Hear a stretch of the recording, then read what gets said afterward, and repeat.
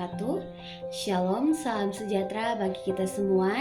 Perkenalkan, nama saya Anelci Trifosa Marantika dengan NIM 2024-34037.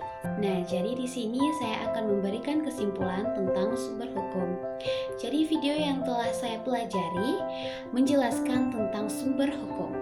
Jadi sumber hukum yaitu segala sesuatu yang menjadi asal, dasar, atau landasan terbentuknya aturan hukum yang berlaku dalam kehidupan bermasyarakatan. Dalam video tersebut dijelaskan bahwa pemahaman terhadap sumber hukum sangat penting karena dengan mengetahuinya kita dapat memahami dari mana suatu aturan hukum berasal, bagaimana aturan tersebut dibentuk, serta alasan mengapa hukum memiliki kekuatan mengikat dan harus dipatuhi oleh masyarakat. Sumber hukum secara umum dibagi menjadi dua, yaitu sumber hukum material dan sumber hukum formil. Sumber hukum material adalah faktor-faktor yang mempengaruhi isi atau materi suatu aturan hukum.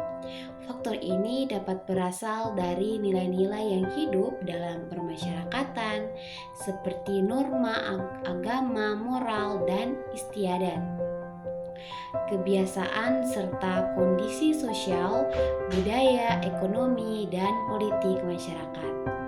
Faktor-faktor tersebut menjadi pertimbangan utama dalam pembentukan hukum agar aturan yang dibuat sesuai dengan kebutuhan dan rasa keadilan masyarakat. Sementara itu, sumber hukum formil adalah bentuk atau cara suatu hukum ditetapkan secara resmi sehingga memiliki kekuatan hukum yang mengikat.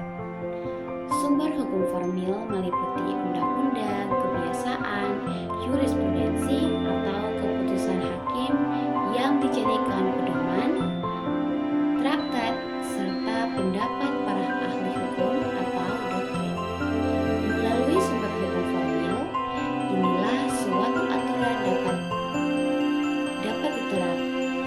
dapat diterapkan dan ditegakkan secara nyata dalam sistem hukum yang berlaku. Dengan memahami sumber hukum, masyarakat diharapkan dapat lebih sadar hukum, mengetahui hak dan kewajibannya, serta memahami bagaimana hukum dibuat, diterapkan, dan dijadikan pedoman dalam kehidupan sehari-hari.